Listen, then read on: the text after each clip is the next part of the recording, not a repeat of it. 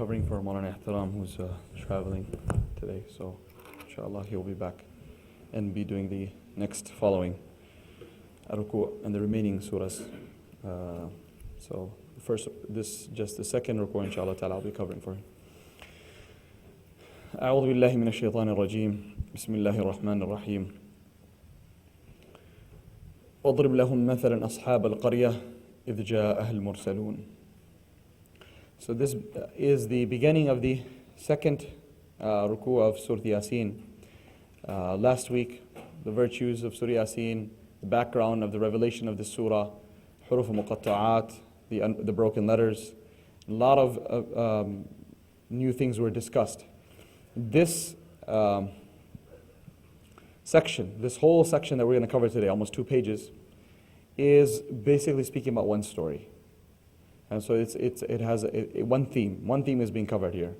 And that is the theme of a group of people who Allah subhanahu wa ta'ala had sent to a certain community. Allah subhanahu wa ta'ala sent them as messengers to that community. And based on, Allah subhanahu wa ta'ala mentions in these passages how they treated those messengers. So we learn, if it's a simple thing, that they mistreated the messengers and they got destroyed. I mean, that's the gist of it. True. But what happens in this surah and in this passage here is we get to see the lengthy discussion that takes place between these people, yani the messengers, and the people of the city, which is important to note.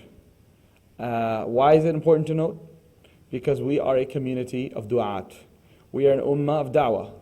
We're an ummah that has been clearly in the Quran been ordered to continue the call towards Islam, the call towards Iman, and carry on the legacy of the prophets. Carry on the legacy of Prophet Muhammad sallallahu alaihi wasallam. So it is ever so important for us as a community to learn the etiquettes of da'wah. When a person is unaware of the etiquettes of da'wah, a lot of problems can arise. It's mentioned in one of the books that a person was speaking to a Hindu and he was inviting him towards Islam. And one of the things he said, okay, tell me about your religion and this and that. And he said, well, I'm a habitual drunkard. So what is there any hope for me there? He said, no, Islam clearly forbids drinking. That's not acceptable at all. So the person said, well, then there's no compatibility then for me in this faith. If this is the case, then how can I accept Islam when you're saying it's outright forbidden? There's no chance for me, that this is a major sin and this and that. So then the person, he refused to leave his faith and accept Islam. So when the ulama heard about that, they rebuked the person who had said this. They said, because of you not having the etiquettes of da'wah and not knowing how to communicate, you actually became a means of someone turning away from Islam. So our teachers and our elders always remind us that it's very easy to remember how many people, mashallah ta'ala, you became a means of them coming into the fold of Islam. And for most of us, actually, probably none.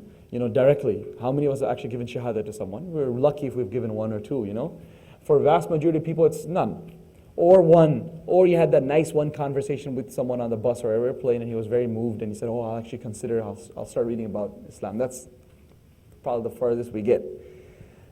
However, do we ask ourselves, how many people did we become a means of them turning away from Islam? Which is, if not many people accept Islam because of you, that's not big of a problem. The huge problem is that if because of me someone turns away from Islam, turns away from the masjid, a Muslim turning away from Islam or a non-Muslim saying, I'm never going to be a Muslim. Again, that I'm sure all of you have encountered someone, not saying you caused that, but you met a non-Muslim probably somewhere in business or in school who because of his bad experience with Muslims has said that, I think it's a good religion, but I've had some really bad run-ins. I've met people like that and you have. Now let's take that a step forward. How about how many of us have met Muslims, weak Muslims, who've had, because of bad experience with Muslims, have said that, this faith is not for me. And they're leaving the faith because of they were weak from before anyway, but they were just looking, for an excuse. And one person mistreated them, cheated them, or whatnot, and that unfortunately became a means of them leaving the fold of Islam. So the dua we commonly you hear us making here, Allahumma hadina, oh Allah, guide us. Wahdi bina, and guide through us. Waj'alna sababan wa sabilan liman ihtada, and make us a means and a avenue for those who get guided. Whoever's has been written that he's going to be guided, that number is already set. It's already been set who is going to get guided. We're simply asking Allah subhanahu wa ta'ala for the commission. We're simply asking Allah subhanahu wa ta'ala to allow us to become a means for that. And because guidance is in the hands of Allah. We're saying, Ya Allah, just use us. And then, وَلَا تَجْعَلْنَا سَبَبًا لِمَنْ ضَلَّ وَغَوَى. Oh Allah, whoever has been destined to be led astray and to be deviated, that's already been also decided. But Ya Allah, at least do not allow us to become a means of that. That unfortunately then we sit with the wabal and the musibah and the sin and the guilt, as well as the sin of having become a means of misleading someone. So this is why learning the usul of da'wah and the methodology of da'wah and the wisdoms of da'wah is super important for all of us. A person may say, I'm not a scholar, I'm not an imam. It doesn't make a difference, because the obligation of da'wah is upon all of us. And whether you know it or not, when you are outside in the worldly life, in the non-Muslim environment, we are given off da'wah just automatically. Our demeanor, our actions, and our hi-hello transactions, all of that stuff becomes a means of da'wah. So when not done properly, unintentional mistakes can take place and can have irreparable harms. So this is why it's very important that we concentrate in this ruku' and understand what Allah subhanahu wa ta'ala is telling us here. وَضْرِبْ لَهُمْ, Allah says, set forth for them a example or a comparison. Daraba means to hit. However, here, when it's used with mathal in the Quran and other ways in Arabic as well, it means to throw an example out, to give an example. Like darbul mithal is an example that the word used for an example. A saying, or idioms, that's what they use the word for. So Allah subhanahu wa ta'ala says, set forth for them a comparison. Idrib. Who is the verb of this? Rasulullah sallallahu alaihi wasallam. Oh Rasulullah, you need to give. Lahum means the people of Makkah, the disbelievers of Makkah. Give them an example. Allow them to learn from this example from the Quran. Mathalan. Example of who? Ashab al-Qarya. The example of a townspeople. Ashab al-Qarya being mansoob because either it's a maf'ul of idrib or it's a badal of mathala. Right, so these are a few points that the students can appreciate. So those are possibilities of why ashaba has got a fatha in it. The people of the village. Now village, qarya, in Arabic here, it doesn't necessarily mean what you and I may think. Qarya is just a really, really, really small town. It has both meanings. It could mean a small town, and it could simply mean a group of people that are living somewhere without telling us exactly what their amounts are. Towards the end of this page, we see an ayah, وَجَاءَ رَجُلٌ مِنْ أَقْصَى الْمَدِينَةِ يَسْعَى. أَقْصَى الْمَدِينَةِ, from the furthest point of the city. Now Medina is a large city. It's not a village. So we understand here, qarya in this ayah is referring to then a city. What that city is, doesn't make a difference.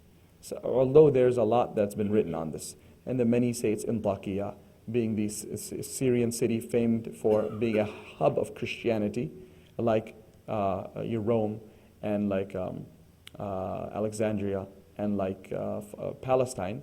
So this is one of those cities that they say, but then there's other ulama who give reasons for that not being true, because this surah tells us that that village got completely destroyed and that they were polytheists, and Allah sent out a punishment and destroyed them. And that Syrian city of Antioch does not have any history recorded as such, that they were all destroyed or that they were polytheists.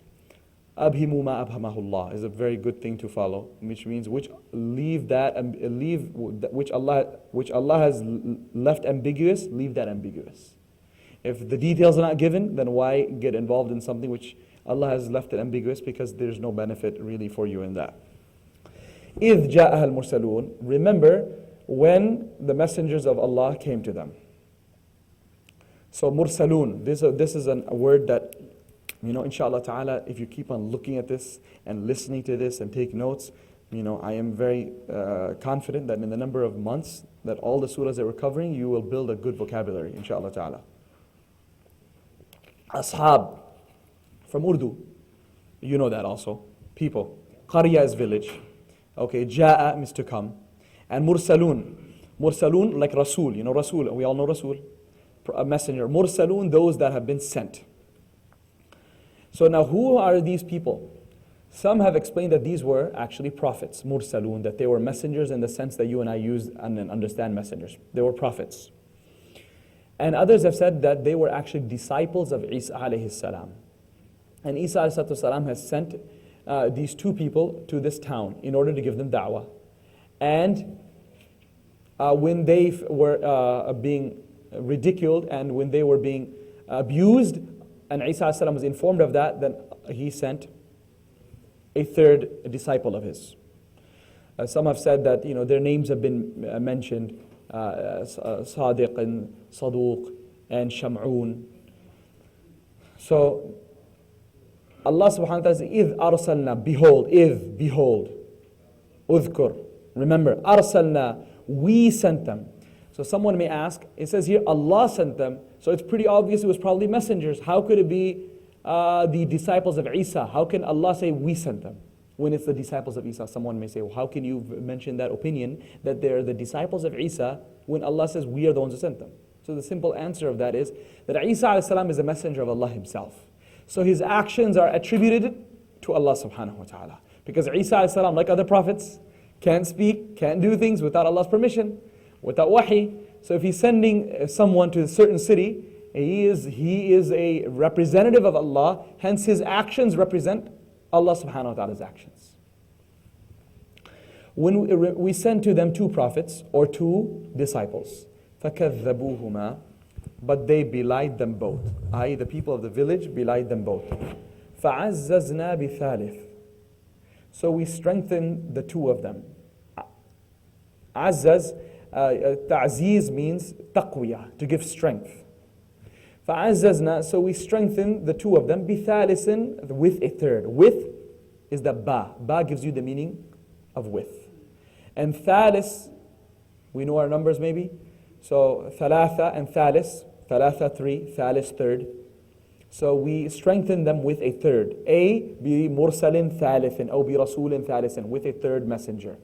That's the adjective of the noun which is not mentioned, which is obviously prophet. A third prophet or a third disciple. فَقَالُوا, then they all together now said, إِنَّا إِلَيْكُمْ مُرْسَلُونَ. Together they said to the people of the village, indeed, indeed we.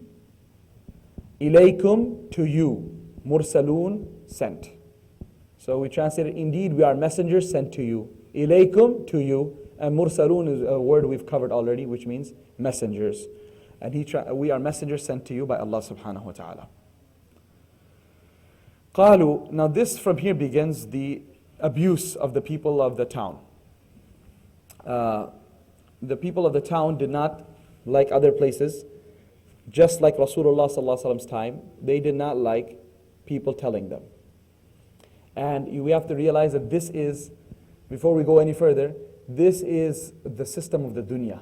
If you want to do your ibadah, and if you want to, be righteous, then that's fine. No one has a problem with that. It's only when you start asking people also to become closer to the masjid and start inviting them towards the deen, then that's when all the anger starts. And that's when people get upset. So if you notice, Rasulullah sallallahu alaihi wasallam in his early days was extremely beloved to the people of Makkah. We all know he was called a Sadiq al-Amin and whatnot. And people trusted him with everything. The whole issue began is when he stood up, أنذر قومك, and لتنذر أم القرى, and so forth. Warn your people, warn your nation. When he started speaking to the people, that is when people started getting upset. People do not like to be told. People like the status quo, they like the lifestyle that they're leading. If you tell them to change, that really upsets them. And especially if you tell them that the lifestyle you're leading before was not the right lifestyle, then they get very upset. So that is why in wherever in the Quran, or I'd say a lot of places in the Quran, wherever Allah subhanahu wa ta'ala speaks about da'wah, He always couples it, or almost always couples it with sabr. That if you want to be a da'i, and if you want to invite people towards Allah, you must be prepared to get abused by people, and to receive insults and whatnot from the people. Tawasaw bil haqqi wa tawasaw bil sabr, Surah Al-Asr, all of us have heard this surah, and the tafseers of it. What is Allah subhanahu wa ta'ala saying? 4 things. If you have these 4 things, Whole humanity is in utter destruction. The whole humanity is in utter destruction other than 4 people. Or people who have 4 qualities. People have 4 qualities. Number 1, that they have iman. Number 2, that they do good deeds. Amanu, you have faith. Amil salah, do good deeds. Number 3, they don't just have faith and good deeds and then you're saved. No, absolutely not. You can't stop there. Tawasaw bil haqq. You have to invite each other to the truth. But as soon as you're going to start inviting people to the truth, they're going to start getting really antsy and upset. Tawasaw bil sabr. You have to encourage each other to be patient. So this is a common theme. Allah subhanahu wa ta'ala says, فَاصْبِرْ صَبْرًا جَمِيلًا. And a lot of other places Allah subhanahu wa ta'ala exhorts the Prophet sallallahu alaihi wasallam to be patient. Because with da'wah must come patient. A person must be willing to wear that protective gear. Like how we say a person, how can you jump into the river and the ocean and not get wet? How can you start giving da'wah in any sense of the word and not get abused by the people? So that is why when one of us says, brother, I'm trying to bring my family to the masjid, I'm trying to bring my family towards the deen, I don't know what to do, I give up because they're getting upset and this and that. We need to realize, what is this? This is not we're not eating some sweet dish or something like that. Giving da'wah, who said it was easy? If you're especially with family and especially with friends. Look at, someone sent something yesterday to me, a link for some YouTube video that some Muslims made, which is, very un-Islamic. And it's obviously, people like it. A lot of people unfortunately like this stuff. So I was reading the comments. And anyone who says that this is wrong, this is haram, and quotes a hadith, subhanallah, you should see the anger, the wrath that from other Muslims, only Muslims, all descend on that man. That, here's the Sharia police, here's this police who's come here telling us, why can't you just let us enjoy life? And why can't you let us just be who we want to be? So the thing is, you're right, I don't have to do that. But the thing is, I love Allah, and as a representative of Allah, I must speak. If I see something wrong, this religion is not your religion or my religion, this is Allah's deen. And it is a complete responsibility on all of us, that when you see something, when a disobedience of Allah is taking place, we must do nahi al munkar. We must try to prohibit that action to the best of our ability. Number 1, with our tongue. If we can't do that,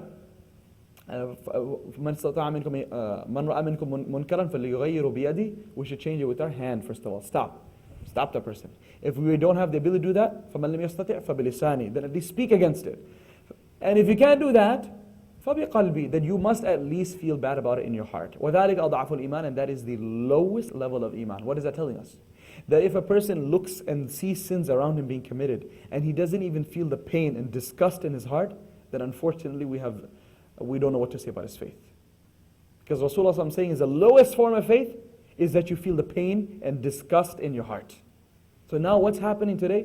Rasulullah said before the end of hour, Allahu Akbar, may Allah protect us from that, seeing that day and age, that the fuhsh and indecency will become so common that a lady will fulfill her need in the middle of the street with a man.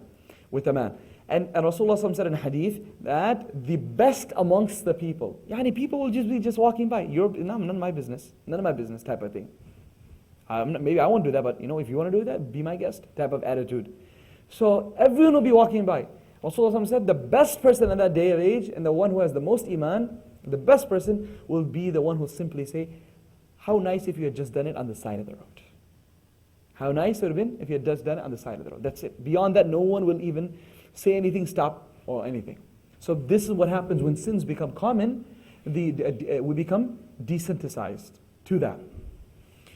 So these messengers, they're gonna get it. What you can expect from any person who goes to give da'wah. قالوا, number 1, what do they say? ما أنتم, ma means no. Antum, you all. You are no one, you are nobody, illa except for bashar, which is human beings. Bashar. We use that in Urdu as well. Mithluna, like us. You are nothing but mere humans or mortals like us. What's so special about you? If you are an angel, we would listen to you. And this Quran talks about that a lot. Allah subhanahu wa ta'ala says, subhanAllah, if we were to send down angels the way you're asking, then you would say the angels are so different. Oh angel, it's so easy for you to talk about Allah, but you don't have needs of wife, you have no needs of eating, you have no needs of drinking, you have no needs for job. So it's very easy for you to preach about Allah. Right? We live a normal life. So, give us something practical. Like nowadays they say, you are this and that, you live in the masjid, you are this, Maulana, you're that, you're not a normal person. Right? So you don't have normal needs, which is incorrect. That is why the Anbiya salam, Allah subhanahu wa ta'ala sent them all as human beings. So no one should be able to raise his finger and say, you're indifferent, you are very special. We want something practical. So all the Anbiya led practical lives. The Prophet ﷺ himself is kneading the dough. The Prophet ﷺ is sweeping the house. The Prophet ﷺ is having problems at times with his wives. The wives, also sometimes getting upset. It's the whole scenario that takes place in anyone's home. Very practical. Like we hear the story of Umar al-Khattab radiallahu anhu, where one of the Sahaba came to complain about his wife. He says, I'm tired, I can't handle, like they come to the Imam Sahib and say, oh, my wife is doing this, that. So he came to the Khalifa. When he comes to the Khalifa, and he stands outside the door, knocking on the door, inside he hears the wife of Umar radiallahu anhu scolding Umar. He says, oh, bhai, masla to yahan bhi hui hai. The issue is here also. How am I going to go complain? He's having problems also. Now this is an authentic story. So after that he turns around, he starts walking away. And Umar Khattab radiallahu anhu rushes to the door and says, who's there? He says, I was there, don't worry about it, I got it. He says, no, come back, what's the problem? And he mentioned his story that, this is the issue. I was happy with my wife, but I came to a house, unfortunately, those houses were not palaces. They could hear what was happening inside, they could hear outside. He said, I heard, your wife was scolding you, so I said, what's the point, man? We were both going through the same issue. Let me just handle it myself. So Umar radiallahu anhu said, beautifully. He said, we both, definitely true. There's a lot of things to get upset about. But then I start thinking what she does for me. That she takes care of my clothes, she takes care of my food, she takes care of my children. She protects me from haram. SubhanAllah, think about that. She protects me from haram. For all of that she does, I said, it's okay. If she has to talk and say, if she has to vent her for anger, then let me just listen to it. It's all right. It's worth it. So that's so beautiful that the Sahaba and the Prophet ﷺ, they led the lives as human beings so that people like us can actually narrate their stories, relate to their stories, and see how can we implement the deen within us. But zid, when the community is stubborn, they just want to find excuses for not following Islam, to not accept. So now they're saying, no, if you were angels, we would have believed you. But you're just like human beings, so there's no fadl, there's no virtue you have over us. That this is the whole virtue, that I am just like you, I'm just like a human being, but look at how I'm leading my life. Why don't you look at that? But they misunderstood that. They didn't want to understand that. So number one, they say that you are nobody. Number two, وَمَا أَنزَلَ الرَّحْمَنُ مِنْ شَيْءٍ. They categorically deny that. They say, Ar-Rahman, the All-Merciful, has not sent down anything. Allah subhanahu wa ta'ala has not sent down anything. Yani Allah has not sent down anything sacred, any Qur'an or any text. It wasn't Qur'an obviously. Any scripture with you. Two accusations. Number three, in antum. In means you're not. It's a negation. Antum, you all. We've done this word already, you all.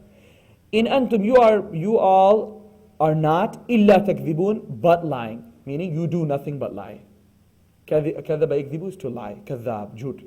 You do nothing but lie. Three accusations hurled at these people. One thing that you and I don't like is when people throw dust on our dignity and our honor. And when people say, they start speaking about our honor, that really hurts us more than anything. Look at these Anbiya salam, or these messengers of Isa salam, who've traveled such a long distance to come here to talk to these people, and they're having to hear this type of things. قالوا, they said, the prophets or the disciples said, Rabbuna ya'lam.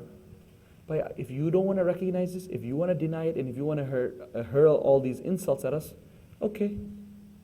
They don't fight back. They don't cuss back. They don't curse back. They don't say, Allah kilana, this, that, may Allah curse you. No. Simply, our Lord knows. Inna ilaykum lamursalun. Indeed, we are most surely messengers sent to you. Inna gives us emphasis. Indeed. And lam also gives us emphasis.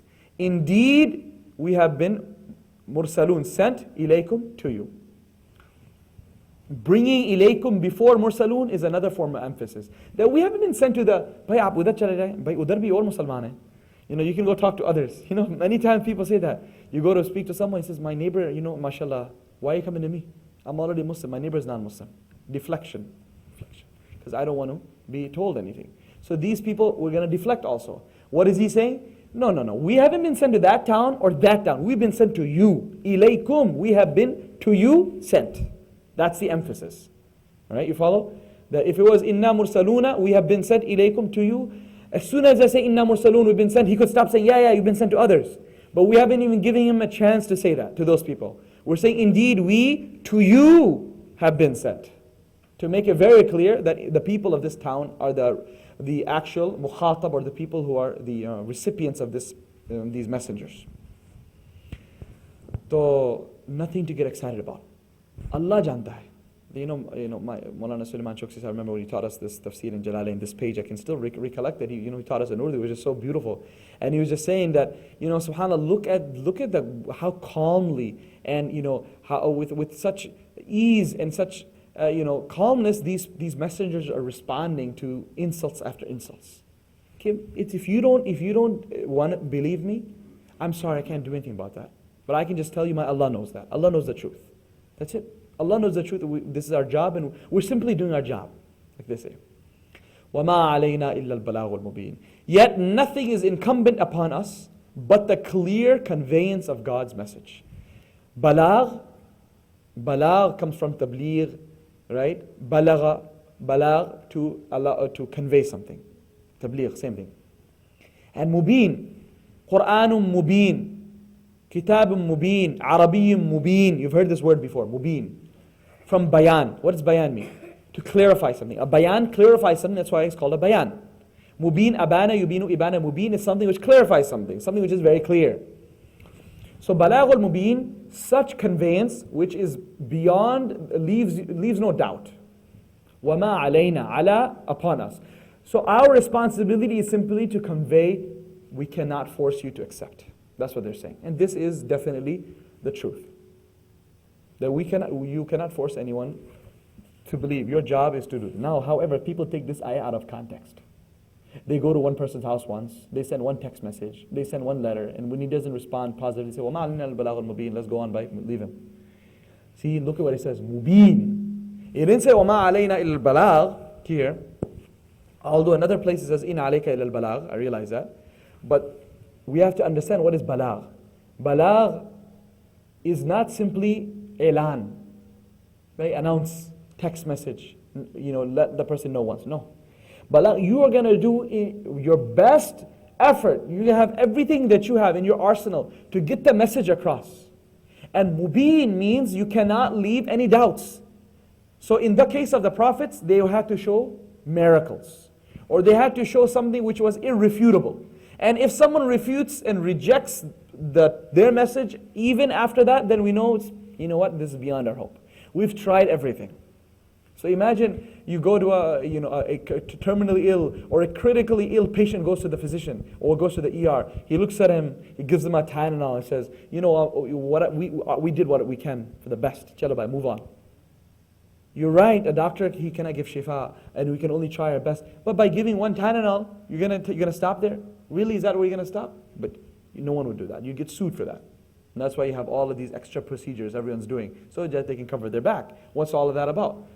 That you don't want to get sued for something. Well, same thing in da'wah as well. Did you ever think about getting punished by Allah? Same lawsuit of Allah. If these people bring a lawsuit against us, yes, think about that. Like we're so worried about patience and people bringing lawsuits against us. What about the sinners? That, Ya Allah, he really came to me only once. And I had a bad day anyway. I was upset. And that's the day he came to me, so I shrugged him off. Why didn't he come back to me again? Now what answer have we got to say for that?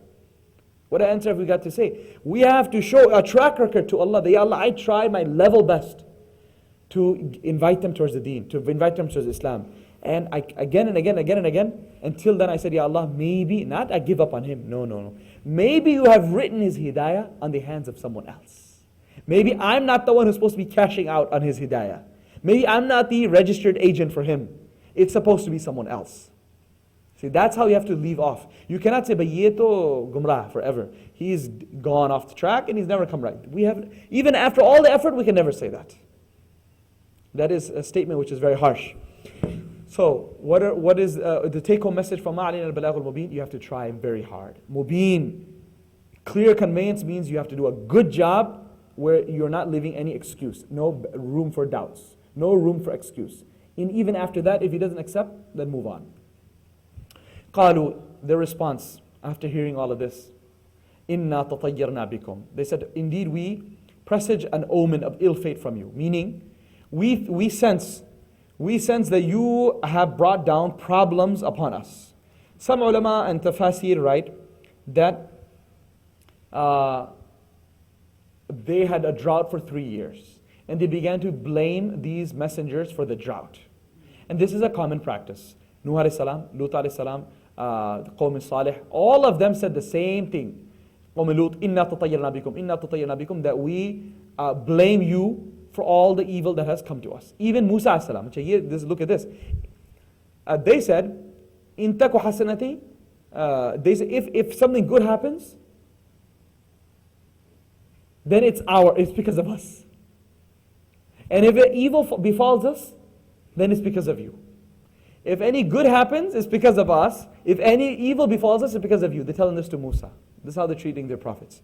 So they're saying, we feel that a bad omen is coming for you. لَإِن لَمْ تَنْتَهُ. If you, and assuredly, this is coming from, لَإِن, if you do not desist from your claim, yani if you do not stop your da'wah, لَإِن لَمْ تَنْتَهُ, basically, intiha, khatam ho jana. Intiha is to come to an end. Nihaya, coming to an end.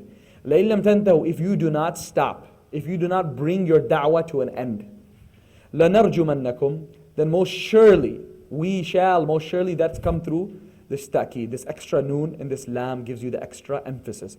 Indeed, most surely, we shall stone you to death. أَوْ لَيَمَسَّنَّكُمْ مِنَّا عَذَابٌ أَلِيمٌ. Thus a most painful torment from us shall most surely strike you. Look at all the emphasis. Thus, a most, not punishment, torment, a painful one, shall most surely strike you. So, some have explained this as, adhab is, we know, torment. Alim, painful. Adhab, torment. Alim, painful. Some people are named Alim, which actually should be known as Abdul Alim, but people unfortunately call him Alim. So what does that mean? No, adab, it doesn't have to be adab only, but it means, definitely painful. So there might be a pain to you, and pain to everyone around them. Maybe that's why they're being a pain, because you keep on calling them pain. So that's why it's very important that we choose such names that are easy to be pronounced by our public. For non-Muslim public, that's another thing. But just our own public as well. If we are weak in pronouncing our ayns, then let's be careful, unless you're going to keep on making those corrections. But unfortunately, the brother who's named also that, or not just that name, any name also, he doesn't know how to pronounce it himself. Remember last year, and many times, the first year students would walk in, right? First day of class, what's your name, what's your name? And last year, we had one teacher. So all the students, they said, what's your name? He said, yes, in Arabic, masmuk, and he said his name. He made corrections for each one. He says, you don't know your own name. You're mispronouncing it in Arabic. This is not how you pronounce your name. Every single person he corrected. So we have to know how to pronounce our own name properly in the Arabic language, because Ayn and Hamza changes the whole meaning. Alim, knowledgeable. Alim, painful. Very big difference. So the scholars of tafsir right here is that possibly adabun alim here means a torment before death, because they already said we're going to stone you to death. This means possibly, burying them alive, or putting them into, digging up holes in earth and putting them inside there, allowing the sun to burn them, or chopping them into 2 pieces and so forth. All those various types of punishments that tafasir have mentioned before death. Adabun alim here is referring to punishments before death. Qalu. Again, they're listening to all of these warnings. They don't say much. They said to the townspeople, Ta'irukum ma'akum. Your ill omen is with you. Meaning, ta'ir usually means bad. It could also mean, good as well, but rarely. Majority of the time means ta'ir means evil omen. Ta'ir, tara yatiru, ta'ir means flying. Ta'ir, bird. Because you take omens by, they used to take omen by, all the time, by birds. And baby, they do that in places too now. You open up a cage and see how many birds does it fly, right, left. When you walk out of the house, you see if you see a crow. If you see a crow going right, if you see a crow going left, all those type of suspicions. Superstition. This is what this is, superstitious. So superstitiousness behavior comes from where? From birds. They usually used to take that from birds. So that's what the word is here is used. Ta'irukum, literally your bird, i.e. your ill omen. Your ill omen is with you. You yourself, because of your own ungodliness and not having fear of Allah and sins, you are being punished with various ways. أَإِن ذُكِّرْتُمْ, is it because you have been reminded? This is shart. And jaza is muqaddar. It's not mentioned. أَإِن ذُكِّرْتُمْ, is it tadhkir is reminder. وَذَكِّرْ فَإِنَّ الذِّكْرَى تَنْفَعُ الْمُؤْمِنِينَ. We hear that ayah many times. Remind, for indeed reminding is beneficial for the believers. ذُكِّرْتُمْ, is it because you've been reminded? The dhikr is to remember Allah. Tadhkir is to remind someone of the dhikr of Allah. Okay? Tadhkir is to remind someone of the dhikr of Allah. أَإِن ذُكِّرْتُمْ, is it because you've been reminded? Meaning, يعني أتعاقبنا وتريد أن تعذبنا, and on. وتشتمنا, are you insulting us? Are you intending to punish us because you've been reminded? But ye hamara qusur itna hi hai. Is this all we've done? Is this why you are wanting to punish us? Simply because we spoke up and tried to remind you of what's right? بل أنتم قوم مسرفون. Rather, you are an exceedingly rebellious people. Rather, ذكرتم, the translator here, he is doing tafseer of this, of what reminder of what? He's saying, it could be, this is definitely one of the possibilities, of Allah's covenant with all of us. عَهْدُ أَلَسْتُ بِرَبِّكُمْ.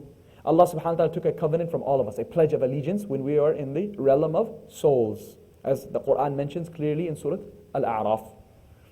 And Allah subhanahu wa ta'ala asked, أَلَسْتُ بِرَبِّكُمْ, am I not your Lord? قَالُوا بَلَى. They said, indeed you are. But now when we come into this world, we have forgotten about that. Ali radiallahu anhu is from amongst those people who says, I remember clearly that day, that moment. And I also remember those who are next to me, right and left. It's qudra of Allah subhanahu wa ta'ala. Most definitely this is a gift that a person can, so we cannot remember, most of us, unless some of you maybe do, but we at least have the ayat of the Quran. It's just like someone, our mom and dad tells us, you know, when you're a little kid, this happened to you. And as a little child, you did this and that. I mean, we always hear that from our parents. We don't remember. Do we just say, oh, you're a liar? No, just because I can't remember doesn't mean it didn't happen. Probably that's the truth. You were there, I was, and I forgot what happened. So if we forget what happens when we are a 1-year-old, 2-year-old, 3-year-old, imagine before this world. You know, how then did Ali radiallahu anhu remember that? Karama. That's a miracle, and that can happen. So he's saying, the translator is saying that you have been reminded of Allah's covenant, yet you, and is that why you're getting upset? Rather, you are an exceedingly rebellious people. Israf. Israf means to go beyond the limit. So israf in what? We said don't do israf in water and in this and that. So israf here means you have really gone beyond the limit of mistreating prophets. This is not the way you're supposed to treat someone. Or you have really gone beyond the limits of shirk. Shirk is israf. Shirk is going beyond the limits of the way you treat Allah subhanahu wa ta'ala. So when he sees that nothing's going on, the people begin to abuse the prophets. The people begin to abuse the prophets after some time. Look, 2 people were not able to deliver the message, so Allah subhanahu wa ta'ala sent down a 3rd. And now all 3 started getting abused. There are many riwayat written of what happened.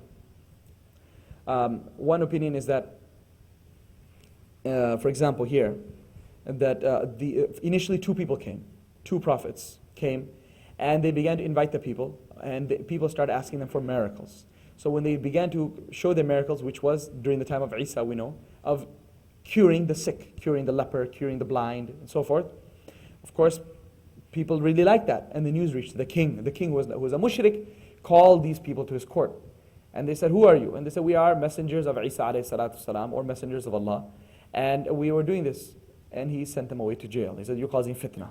He sent them away to jail. Then Isa alayhi salam, when he heard about this, he sent backup, a 3rd person, Sham'un. And he came and he did da'wah in another way. He got to know the ministers and the people close to the king real well. He didn't invite them towards Islam or anything immediately. He became friends with them, until he got accepted into the inner circle of the king. And then he used that to get accepted into within the king's circle. I mean, he got accepted by the outside people, and then he became from the inside circle. So the king now began to sit and talk with him and enjoy his company. After some time, he started inviting him towards Allah subhanahu wa ta'ala in a very subtle way. And then he said, people have said that there were some people here a while back who used to cure people and stuff like that. What happened to them? So, I locked them up. He said, did you ever ask them? Did you ever, sit down and have a nice discussion with them before you started locking them up that they're causing chaos? He said, no, I didn't have. He said, why don't you call them? So then he called them. They came out from the jail. And they had this discussion. So he said, okay, I want you to show me a proof again. Because I guess he wasn't really convinced initially. People had said that these two people cure people. He hadn't seen himself. She said, there's a boy here who's died 7 days ago. His father hasn't come here to claim the body yet. If you bring him back to life, I can, think that you guys are truthful. So those two people made dua loudly, those two prophets. Because everyone knew their identity and he was hidden undercover. So he made dua silently. And through all three of the dua, Allah subhanahu wa ta'ala raised this young boy back to life. Tafseer Qurtubi mentions this whole thing in detail. So he woke up and then he began to say that I died and I was in the midst of Jahannam. I died as a mushrik. And he began to narrate to them the whole story of what happened. Yani a barzakh. Allah subhanahu wa ta'ala, of course, wants to send a message like the people of Ashab al-Kahf, 309 years, he brought them back to life. So Allah subhanahu wa ta'ala brought him back to life as well. And then they said that while I was in the heavens, or while I was in barzakh, in the other side of the fence, I heard, these three people being praised a lot over there. So they said, three? Which three? So he said, this one here, the one sitting next to you all the time. He said, he's from amongst them. He said, no, he's not only from amongst them, he's the most favorite amongst them. He's the best amongst them. Right? So he had already Sham'un had already some say with the king, and this king had already gotten a liking to him. So, and the community around there seeing someone who comes in with the news from the other side. Openly he says that he took the shahada. Allah, this karama, Allah subhanahu wa ta'ala gave him an opportunity to come back into the world. And he said he declared whatever he had seen, and also the fact that the status of these three messengers is huge in the eyes of Allah subhanahu wa ta'ala. So the king, along with him, a huge group of people accepted Islam. There were still others who did not and continued to reject, and they were destroyed. That is one opinion. And so the other opinion here is that no one was willing to accept any of them. And they came across, as the messengers were walking around, they came to the gates of the city. Earlier on, they had come to the gates of the city. And at the gates of the city, they had met a carpenter, Habib Najjar. Right? He was a person from Bani Israel. Some say he was a shoemaker or a carpenter or some other profession he may have had. But nonetheless, he used to, some have said, if he was a carpenter, that he used to carve idols. That was his job. And he was a nice man, So when they came to invite him, he said, I have a problem. I have a sickness. Some said that he himself was a leper. Others have said that his son was sick. And he said, I've been worshipping these idols for 70 years, and unfortunately, I'm still where I am. They said, no problem. You believe in us, we'll ask Allah, and you'll get cured right now. And how is that possible? For 70 years, I've carved these idols and I've worshipped them. And they have not responded to my call. And you say that your God can cure me right then and there? They said, our Allah is qadir over everything. That's fake. There's no benefit. There's nothing in there. So he accepted. They made dua. Allah immediately cured him, and he immediately became a believer. So Wahab ibn Munabbah says that he was a leper. And he says that Ibn Abbas radiallahu anhu says that he is from amongst those people who believed in the Prophet sallallahu alaihi wasallam way before the Prophet sallallahu alaihi wasallam came. How many years before? 600 years before.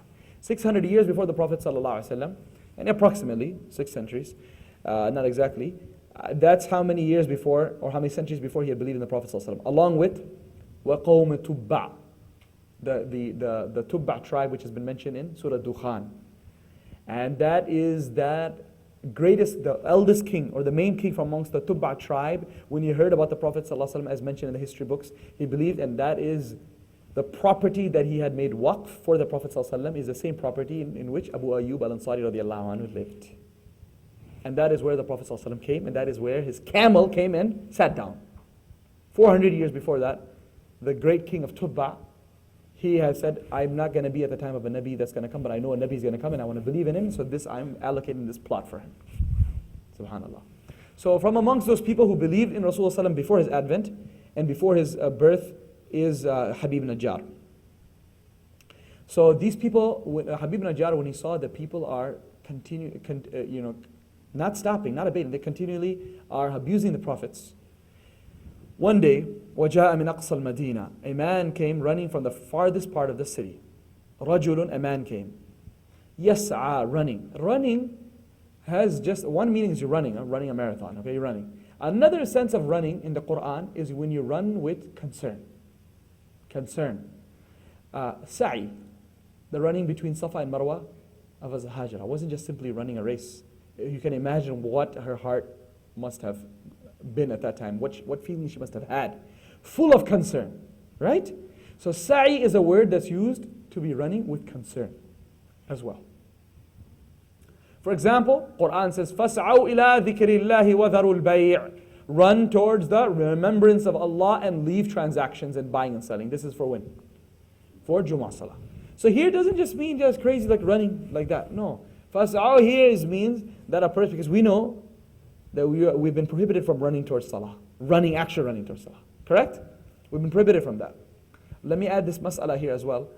My Mufti Sahab, Mufti Razal Haq Sahab would say that here there's nahi in the hadith where Rasulullah sallallahu alaihi wasallam prohibited us from running towards the masjid for salah. He said this was nahi li-shafqah. This nahi is not tahrim. It is not a nahi for hurma, for haram. Like stay away from wine, this, that. He said this nahi instead was for out of love for the ummah.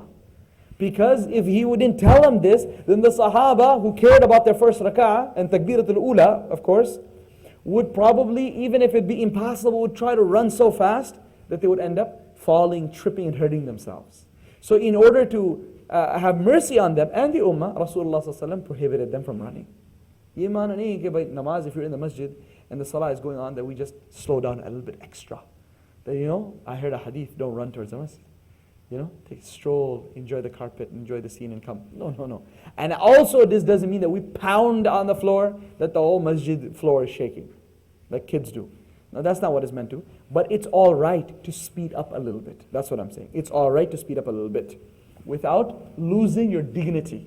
You shouldn't be sweating and, jogging down up the stairs to the masjid. Ye murad hai. With dignity, do a what you call a speed walk, or whatever they call that, quick walk, brisk walk towards the salah. In the case, unfortunately, if we didn't leave early, of course. If we left early, alhamdulillah, we wouldn't have to worry about it. But my point was that nahi is not for hurma. It's not haram. It's simply out of mercy for the ummah.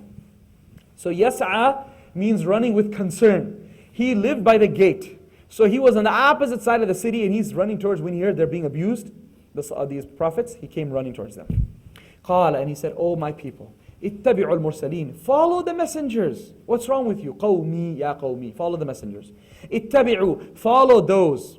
Okay. Number one, you should follow them because they're messengers. It's logical. Allah sent them to you. You don't have any other means of revelation. Allah sent them to you with scripture, with words of scripture. So you need to send them. Number two, why do you not, what would be the reason? Tell me the logical reason you don't want to believe in them. So they don't have any logical reason. Okay, he said, okay, I'll give you another reason why you should believe in them. Is that you don't have to doubt that they're making money off of you, that they're in a money-making business, that they're scam artists. They are not even demanding any money. They pay for my ticket, pay for my flight and hotel accommodations and a rental car and a couple of tickets to the studios here. No, they are coming from so far away with their own money. So why are they doing this if they're not your well-wishers? You see the point? If they're not your well-wishers, why did they come from so far? So this is another point of consideration. When you see someone who apparently is not getting anything back from you, then you should have a little bit, i'timad and belief and trust on that person. لا يسألكم أجرا. Follow those who don't ask you for them reward, ajran, for themselves. وهم مهتدون, and on top of that, who are rightly guided. So this is the shi'ar, this is a sign of the people of prophets, that they never asked anything for return, anything in return. This does not mean that anyone who asks something for return is insincere or that he should not be followed. That's not. How many times we take the advice of our physician, our physical therapist, our dietary specialist or whatnot. You're paying him money. You don't say, "Oh, I'm paying you money, so you're lying." No, you say, "Thank you for your advice. Here's your $250 for your advice." So same thing in the deen also. If someone asks and says this is counseling, we're very quick to say, oh, we can't believe that person because they're asking money. Why don't you use that for all the other professions too then? Right? So we don't want to make ilm another profession. I'm not saying that. And most definitely this should be the ideal way, where a Muslim Khilafah, Darul Khilafah takes care of the needs of all the scholars. Hence they don't have to ask anyone or even accept anything from anyone. But when in the lack of a Muslim government, of a Darul Khilafah, a Baytul Mal, then you have to come up with things that we have today, pays and salaries and all those type of things. Who was this person? We said again was Habib Najjar. Okay, remember he's not a prophet, but he has concern for his community. G? Yes, right, very good. That's exactly my next point.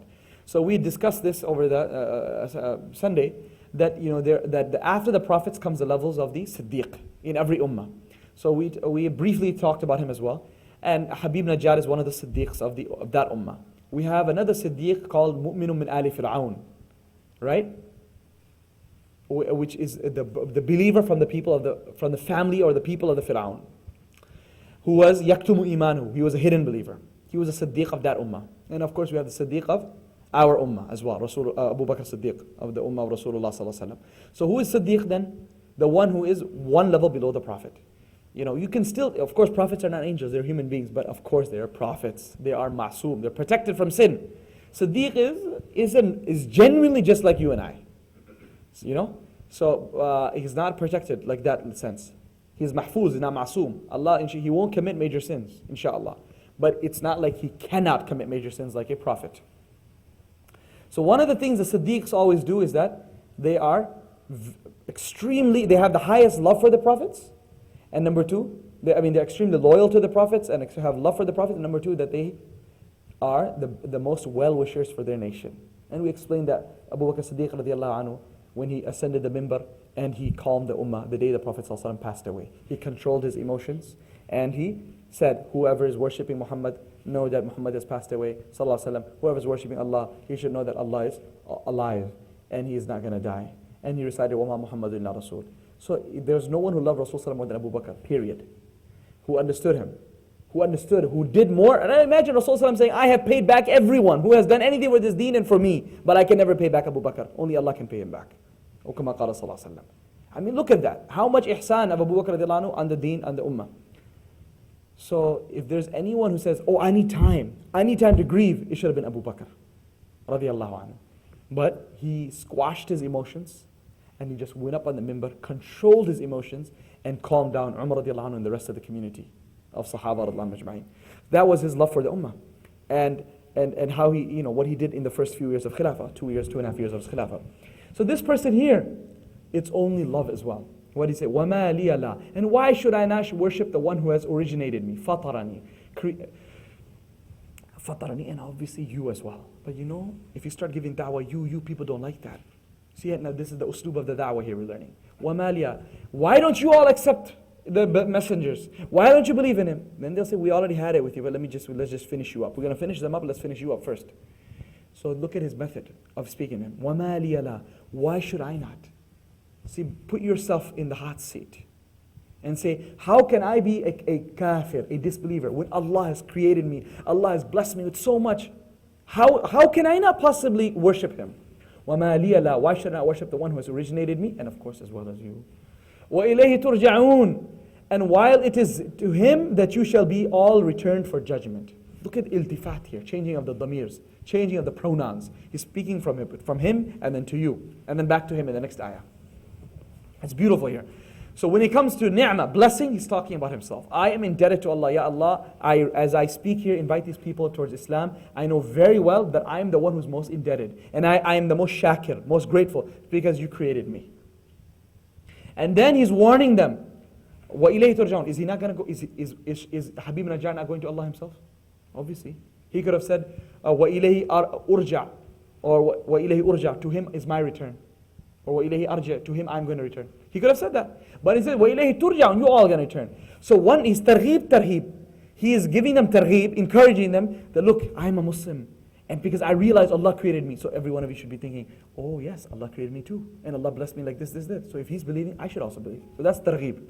And then you got the warning, the stick as well. The way turja'un, and to Him is your ultimate return. So everyone started thinking that if I have to return to this Allah and I don't believe in Him, how am I going to face Him? He comes back to himself now. أَأَتَّخِذُ Hamza. Shall I take a part from Him? مِن دُونِهِ آلِهَةً. Shall I take a part from Him? A part meaning beyond Him, besides Him. Min duni means besides Him. Alihatan, gods. This makes no sense. إِن يُرِدْنَا الرَّحْمَنُ بِالضُّرِّ لَا تُغْنِ عَنِّي شَفَاعَتُهُم شَيْئًا وَلَا يُنْقِذُونَ. Yet, if, should the All-Merciful intend harm for me, إِن يُرِدْنِي. Why the noon has kasra there? Yurid? Me. If Allah intends any harm for me, that me is coming from the kasra. Okay? That's like not jama muannas ghaib or something. Sigha. Yuridn. See, some of you may be thinking that jama muannas ghaib. It's not that. It's arada yuridu yurid, and the noon is actually noon wiqaya. Yuridn. If Allah intends with me bidurrin, some harm, la tughni anni shafa'atuhum, then their intercession. Shafa'a means intercession. Anni, avail me. Aghna yughni is to avail, to come to help. Ghaniyun, he doesn't need anyone. La tughni. Their intercession will not come to help me, meaning the idols will not help me in the least. Why in the world should I turn to idols then? وَلَا يُنْقِذُونِي. And they will not be able to rescue me. Inni, indeed, indeed, if I were to be like you all and begin to worship the idols the way you all are doing. So again, look what he's doing. He's pointing the fingers at himself, hoping that they'll wake up. Inni idhan lafi dalalin mubin. Indeed, I will be utterly lost in clear misguidance. Now, alhamdulillah, all of you now know the word mubin. So we came with Quran, he came with balagh, and now it's coming with dalal. Open, clear misguidance. Inni amantu bi rabbikum. Indeed, I have believed in your Lord. Fasma'un. So hear me. Okay. So who is he saying, addressing this? It could be that the people didn't know this man, Habib Najjar. And this is the first time he's giving da'wah like this. So now he gave them da'wah and he's saying, all right, I have believed. I'm just letting you know that I am a believer in the Lord of the prophets. He could have said Rabbihim, in the Lord of these prophets. But instead he chose to say in your Lord. Why? To say that whether you believe it or not, whether you accept it or not, you all have a Lord. And I believe in Him. Now if you don't believe in your own Lord, that's not my problem. But I'm letting you know I believe in your Lord. Da'wah in there as well. Fasma'uni, so listen to my clear shahada. Ashhadu an la ilaha illallah. Others have said he was addressing the messengers. He's saying, messengers, I have come all the way from the other side of the city to help you. I have now in front of you telling you that in front of the public that I believe in your Lord. Fasma'uni, he's not telling the Anbiya to listen to his shahada, to listen to his da'wah. He's simply saying, bear witness to my shahada. قِيلَ ادْخُلِ الْجَنَّةِ. They began to abuse him, and right then and there they killed him. Habib Najjar became shaheed.